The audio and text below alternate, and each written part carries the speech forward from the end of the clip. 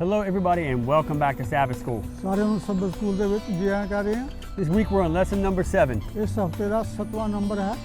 The title for this week's lesson is Rest, ਇਸ ਹਫਤੇ ਦਾ ਜੋ ਸਿਰਲੇਖ ਹੈ ਉਹ ਆਰਾਮ, Relationships, ਇੱਕ ਦੂਸਰੇ ਨਾਲ ਸੰਬੰਧ and Healing. ਔਰ ਫਿਰ ਅਗਰ ਸੰਬੰਧ ਟੁੱਟਦੇ ਆ ਤੇ ਉਹਨਾਂ ਨੂੰ ਠੀਕ ਕਿੱਦਾਂ ਕਰਨਾ ਹੈ। Now last week we started talking about the story of Joseph. ਪਿਛਲੇ ਹਫਤੇ ਅਸੀਂ ਯੂਸਫ ਦੀ ਕਹਾਣੀ ਬਾਰੇ ਸਿੱਖ ਰਹੇ ਸਾਂ। And the story seemed like everything was going to go well. ਉਹਦੇ 'ਚ ਦੇਖਿਆ ਕਿ ਯੂਸਫ ਦਾ ਜਿਹੜਾ ਜੋ ਕੁਛ ਉਹਦੇ ਨਾਲ ਹੋਇਆ ਸੀ ਠੀਕ ਚੱਲ ਰਿਹਾ ਸੀ। Joseph had a great job in Egypt. ਮਿਸਰ ਦੇ ਵਿੱਚ ਯੂਸਫ ਨੂੰ ਬਹੁਤ ਵੱਡਾ ਅਹੁਦਾ ਮਿਲਿਆ। And it looked like we were going to get a happy ending. ਔਰ ਇਸ ਤਰ੍ਹਾਂ ਲੱਗ ਰਿਹਾ ਸੀ ਕਿ ਯੂਸਫ ਦੀ ਕਹਾਣੀ ਜਿਹੜੀ ਸੀ ਅੱਛੇ ਤਰੀਕੇ ਨਾਲ ਖਤਮ ਹੋਏਗੀ। But that wasn't the end of the story. ਲੇਕਿਨ ਉਹਦੀ ਕਹਾਣੀ ਦਾ ਅੰਤ ਇੱਦਾਂ ਨਹੀਂ ਸੀ ਹੋਇਆ। This week we're going to see what happens when Joseph meets back up with his brothers. ਅਸੀਂ ਦੇਖਦੇ ਇਸ ਕਹਾਣੀ ਦੇ ਵਿੱਚ ਦੇਖਾਂਗੇ ਕਿ ਜਦੋਂ ਯੂਸਫ ਆਪਣੇ ਭਰਾ ਨੂੰ ਮਿਲਦਾ ਕਿ ਫਿਰ ਉਹਦਾ ਹਾਲ ਕੀ ਹੁੰਦਾ ਹੈ। That's right, we're talking about the 11 brothers that sold him into slavery. ਔਰ ਫਿਰ ਦੇਖਦਾ ਕਿ ਉਹਦੇ ਜਿਹੜੇ 11 ਭਰਾ ਸੀ ਜਿਨ੍ਹਾਂ ਨੇ ਉਹਨੂੰ ਇੱਕ ਗੁਲਾਮ ਦੇ ਤੌਰ ਤੇ ਵੇਚ ਦਿੱਤਾ ਸੀ। ਫਿਰ ਕੀ ਹੋਇਆ? Well, these 11 brothers were experiencing a famine in their home country. ਉਹਦੇ ਜਿਹੜੇ 11 ਭਰਾ ਸੀ ਜਿੱਥੇ ਉਹ ਰਹਿੰਦੇ ਸੀ ਉਹ ਉਸ ਮੁਲਕ ਦੇ ਵਿੱਚ ਕਾਲ ਪੈ ਗਿਆ। So they had to come to Egypt looking for food. ਔਰ ਉਹਨਾਂ ਨੂੰ ਫਿਰ ਮਿਸਰ ਦੇ ਵਿੱਚ ਆਉਣਾ ਪਿਆ ਆਪਣਾ ਅੰਨ ਖਰੀਦਣ ਦੇ ਵਾਸਤੇ। Well, they had no idea, first of all, that their little brother had even survived. ਔਰ ਉਹਨਾਂ ਨੂੰ ਕੋਈ ਪਤਾ ਨਹੀਂ ਸੀ ਕਿ ਉਹ ਛੋਟਾ ਉਹਨਾਂ ਦਾ ਭਰਾ ਜਿਹੜਾ ਸੀ ਮਿਸਰ ਦੇ ਵਿੱਚ ਜਿੰਦਾ ਹੈ। And they certainly had no idea that he had risen to the second most powerful position in Egypt. ਔਰ ਉਹਨਾਂ ਨੂੰ ਇਸ ਗੱਲ ਦਾ ਕੋਈ ਪਤਾ ਨਹੀਂ ਸੀ ਕਿ ਮਿਸਰ ਦੇ ਵਿੱਚ ਉਹਨਾਂ ਦਾ ਛੋਟਾ ਭਰਾ ਜਿਹੜਾ ਸੀ ਦੂਸਰੇ ਨੰਬਰ ਦਾ ਹਾਕਮ ਬਣ ਗਿਆ ਹੈ। So Joseph now has the power to get revenge. ਔਰ ਹੁਣ ਯੂਸਫ ਦੇ ਕੋਲ ਇਹੋ ਜਿਹੀ ਤਾਕਤ ਆ ਗਈ ਸੀ ਕਿ ਉਹ ਆਪਣੇ ਭਰਾਵਾਂ ਕੋਲੋਂ ਬਦਲਾ ਲੈ ਸਕਦਾ ਸੀ।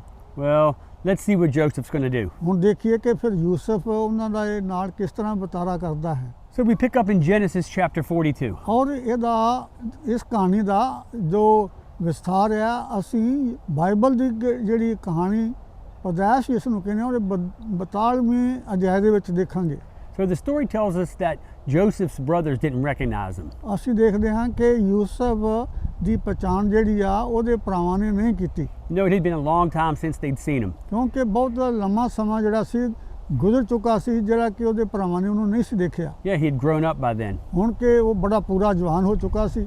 Plus he was probably wearing Egyptian clothing. ਹੋ ਸਕਦਾ ਕਿ ਉਹਨੇ ਜਿਹੜਾ ਉਹਦਾ ਪਹਿਰਾਵਾ ਸੀ ਮਿਸਰੀਆਂ ਦਾ ਪਹਿਰਾਵਾ ਪਾਇਆ ਹੋਇਆ ਸੀ। And he was speaking the Egyptian language. ਔਰ ਉਹ ਮਿਸਰੀਆਂ ਦੀ ਜਿਹੜੀ ਜ਼ਬਾਨ ਸੀ ਉਹਦੇ ਵਿੱਚ ਗੱਲਬਾਤ ਕਰ ਰਿਹਾ ਸੀ। So when they met Joseph, he knew them, but they didn't recognize him.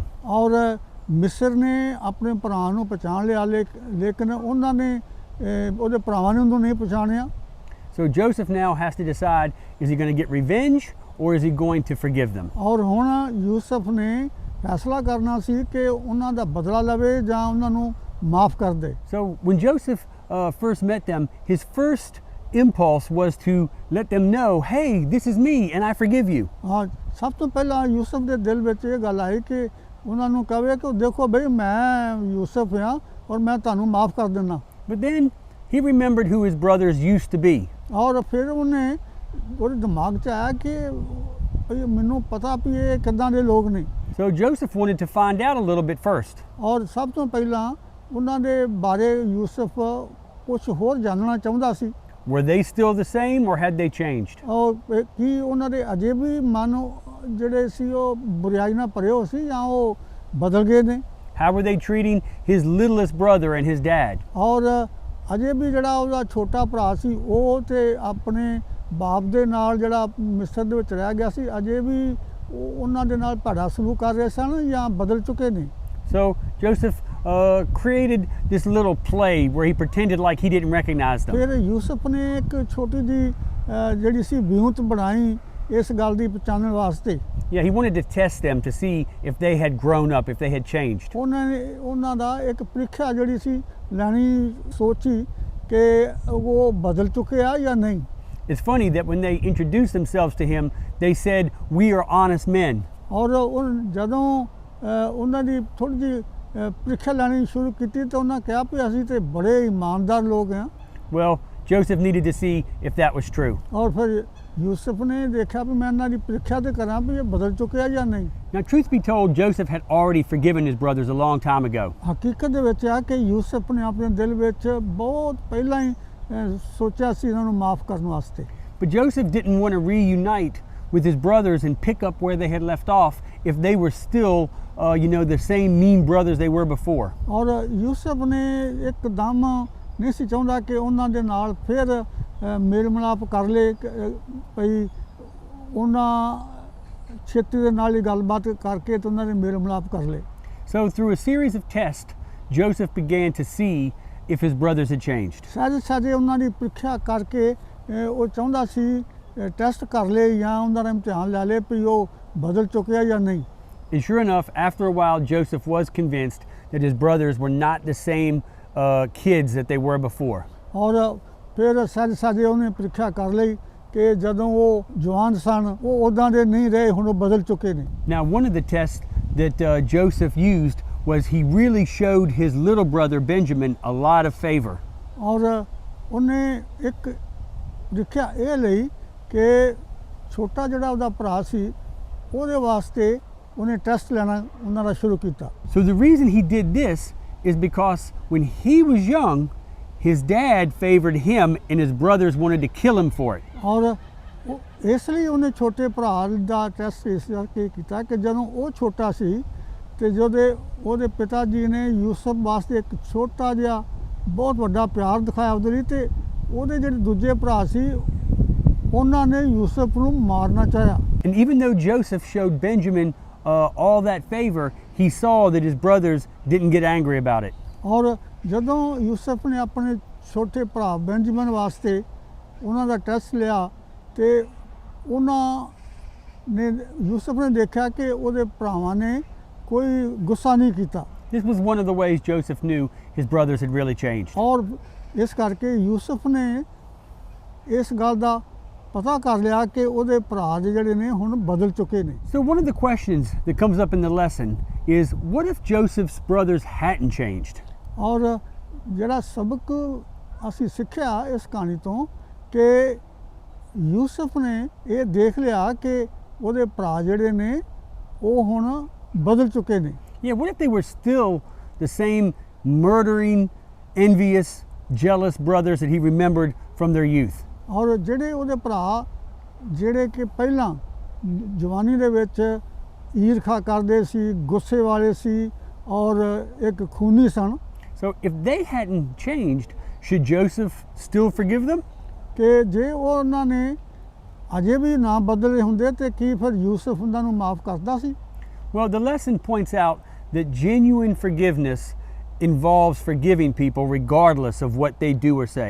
ਸਬਕ ਇਹ ਮਿਲਦਾ ਹੈ ਕਿ ਅਗਰ ਲੋਕ ਨਾ ਵੀ ਬਦਲੇ ਹੋਣ ਤਾਂ ਫਿਰ ਵੀ ਮਾਫ ਕਰਨ ਵਾਲਾ ਇਨਸਾਨ ਜਿਹੜਾ ਉਹ ਮਾਫ ਜ਼ਰੂਰ ਕਰਦਾ, ਮੌਕਾ ਦਿੰਦਾ ਹੈ। Yeah, so we should forgive people even if they don't even ask us to forgive them. ਔਰ ਸਾਨੂੰ ਅਗਰ ਲੋਕ ਨਾ ਵੀ ਮਾਫੀ ਮੰਗਣ ਫਿਰ ਵੀ ਸਾਨੂੰ ਮਾਫ ਕਰ ਦੇਣਾ ਚਾਹੀਦਾ, ਮੌਕਾ ਦੇਣਾ ਚਾਹੀਦਾ ਹੈ। Yeah, so we forgive people because we know that God has forgiven us. ਔਰ ਇਸ ਲਈ ਸਾਨੂੰ ਮਾਫ ਕਰ ਦੇਣਾ ਚਾਹੀਦਾ ਕਿਉਂਕਿ ਸਾਨੂੰ ਪਤਾ ਹੈ ਕਿ ਪ੍ਰਭੂ ਨੇ ਸਾਨੂੰ ਮਾਫ ਕਰ ਦਿੱਤਾ ਹੈ। You see, and when we forgive people, all of that bitterness and anger that's inside of us, it goes away. ਜਦੋਂ ਪ੍ਰਭੂ ਸਾਨੂੰ ਮਾਫ ਕਰ ਦਿੰਦਾ ਹੈ ਤੇ ਜਦੋਂ ਅਸੀਂ ਮਾਫ ਕਰ ਦਿੰਦੇ ਹਾਂ ਤੇ ਸਾਡੇ ਵਿੱਚੋਂ ਵੀ, ਦਿਲ ਦੇ ਵਿੱਚੋਂ ਵੀ ਹਰ ਤਰ੍ਹਾਂ ਦੀ ਕੌੜਾਪਣ, ਕੜੱਤਣ ਜਿਹੜੀ ਹੈ ਉਹ ਜਾਂਦੀ ਰਹਿੰਦੀ ਹੈ ਔਰ ਸਾਡੇ ਦਿਲ ਵਿੱਚ ਠੰਡ ਪੈਂਦੀ ਹੈ।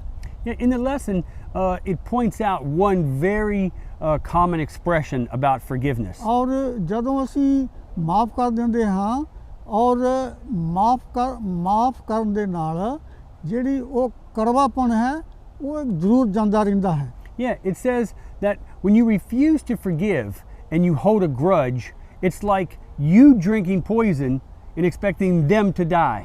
ਔਰ ਇਸ ਦਾ ਅਰਥ ਹੈ ਕਿ ਇੱਕ ਕੜਵਾਪਣ ਦਾ ਜਦੋਂ ਤੁਸੀਂ ਮਾਫ ਨਹੀਂ ਕਰਦੇ ਤੇ ਕੜਵਾਪਣ ਦਾ ਜ਼ਹਿਰ ਜਿਹੜਾ ਤੁਸੀਂ ਆਪ ਪੀ ਰਹੇ ਹੋ, ਬਲਕਿ ਆਪ ਤੁਸੀਂ ਇੱਕ ਮਰਨ ਦਾ ਕਾਰਨ ਬਣ ਰਹੇ ਹੋ ਆਪਣੀ ਮੌਤ ਦਾ। Yeah, choosing to hold grudges and not forgive, it only hurts yourself. ਔਰ ਨਾ ਮਾਫ ਕਰਨ ਦੇ ਨਾਲ ਕਿਸੇ ਦਾ ਨੁਕਸਾਨ ਨਹੀਂ ਹੁੰਦਾ, ਬਲਕਿ ਤੁਹਾਡੀ ਆਪਣਾ ਮੌਤ ਖਰੀਦਣ ਦਾ ਕਾਰਨ ਬਣਦਾ ਹੈ। Yeah, Joseph would never be able to find rest for himself if he didn't forgive. Yusuf ਨੂੰ ਆਪ ਮਾਫ ਨਾ ਕਰਦਾ ਤੇ ਆਪ ਨੂੰ ਆਰਾਮ ਨਹੀਂ ਸੀ ਮਿਲਦਾ ਆਪਣੇ ਜੀਵਨ ਦੇ ਵਿੱਚ। We see that when people hurt us and we're angry, that even though we feel depressed and sad, we have to forgive. ਔਰ ਜਦੋਂ ਅਸੀਂ ਮਾਫ ਨਹੀਂ ਕਰਦੇ ਤਾਂ ਸਾਨੂੰ ਆਪ ਬੇਆਰਾਮੀ ਸਾਡੇ ਜੀਵਨ ਦੇ ਵਿੱਚ ਰਹਿੰਦੀ ਹੈ। ਔਰ ਅਗਰ ਅਸੀਂ ਮਾਫ ਕਰਦੇ ਹਾਂ ਤੇ ਸਾਨੂੰ ਅਗਰ ਜੀਵਨ ਦੇ ਵਿੱਚ ਸ਼ਾਂਤੀ ਆਰਾਮ ਹਾਸਲ ਕਰਨਾ ਚਾਹੁੰਦੇ ਹਾਂ ਤੇ ਜ਼ਰੂਰੀ ਹੈ ਕਿ ਅਸੀਂ ਮਾਫ ਕਰੀਏ। You see, Jesus left the example. ਔਰ ਦੇਖਦੇ ਹਾਂ ਕਿ ਅਸੀਂ ਸਾਡੇ ਵਾਸਤੇ ਪ੍ਰਭੂ ਯਿਸੂ ਮਸੀਹ ਨੇ ਇੱਕ ਮਿਸਾਲ ਕਾਇਮ ਕੀਤੀ ਹੈ। Jesus said, "Forgive them, Father, they don't even know what they're doing." ਕਿਉਂਕਿ ਪ੍ਰਭੂ ਯਿਸੂ ਮਸੀਹ ਨੇ ਇਹ ਸਾਫ਼ ਕਿਹਾ ਕਿ ਪ੍ਰਭੂ ਇਹਨਾਂ ਨੂੰ ਮਾਫ ਕਰ, ਕਿਉਂਕਿ ਇਹਨਾਂ ਨੂੰ ਪਤਾ ਨਹੀਂ ਇਹ ਕੀ ਕਰ ਰਹੇ ਨੇ।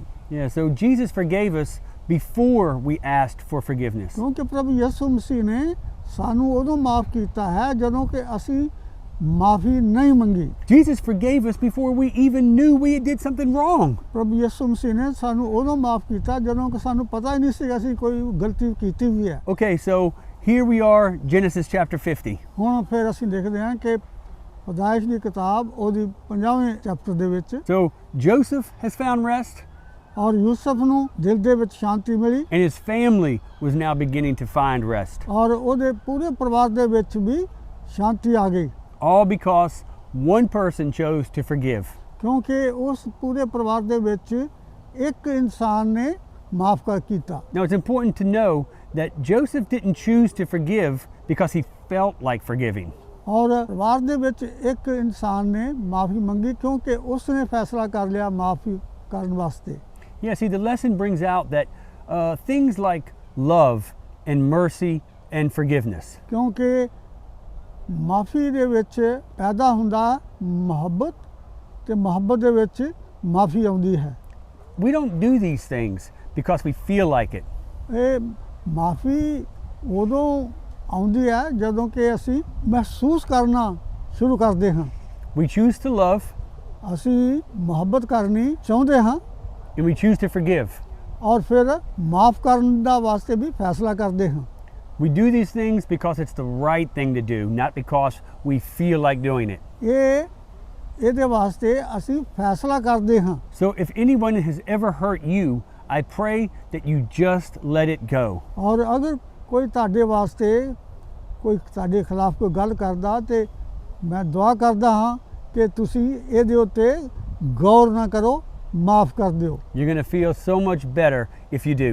ਔਰ ਤੁਸੀਂ ਹਮੇਸ਼ਾ ਖੁਸ਼ ਰਹੋਗੇ ਅਗਰ ਤੁਸੀਂ ਇਸ ਦੇ ਉੱਤੇ ਗੌਰ ਨਾ ਕਰੋ, ਇਹਨੂੰ ਭੁੱਲ ਜਾਓ। Look at this quotation in closing. ਔਰ ਅੰਤ ਦੇ ਵਿੱਚ ਇਹ ਜੋ ਲਿਖਿਆ ਹੈ ਇਹਦੇ ਉੱਤੇ ਗੌਰ ਕਰੋ। God says that the compassion that he shows us, we should show to others.